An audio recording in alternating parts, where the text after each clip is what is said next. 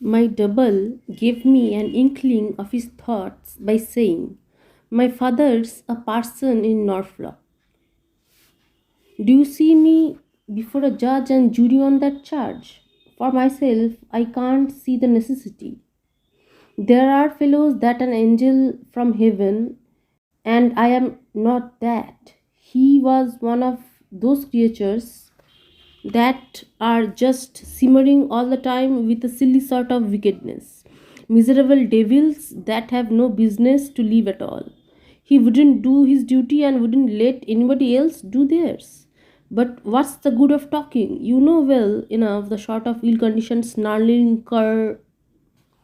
He appealed to me as if our experiences had been as identical as our clothes, and I knew well enough the pestiferous danger of such a character where there are no means of legal repression. And I knew well enough also that my double there was no homicidal Raphael. I did not think of asking him for details, and he told me the story roughly in brusque, disconnected sentences. I needed no more. I saw it all along on as though I were myself inside that other sleeping suit. It happened while we were setting a refed foresail at dusk. Refed foresail, you understand the sort of weather, the only sail we had left to keep the ship running. So you may guess what it had been like for days. Anxious sort of job that. He gave me some of his cursed insolence at the shit. I tell you, I was overdone with this terrific weather that seemed to have no end to it. Terrific, I tell you. And a deep sheep. I believe the fellow himself was half crazed with funk. It was no time for gentlemanly reproof, so I turned round and felled him like an ox. He up and at me. We closed just as an awful sea made for the ship.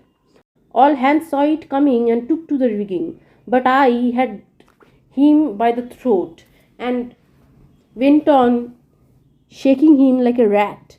The men above us yelling, "Look out! Look out!"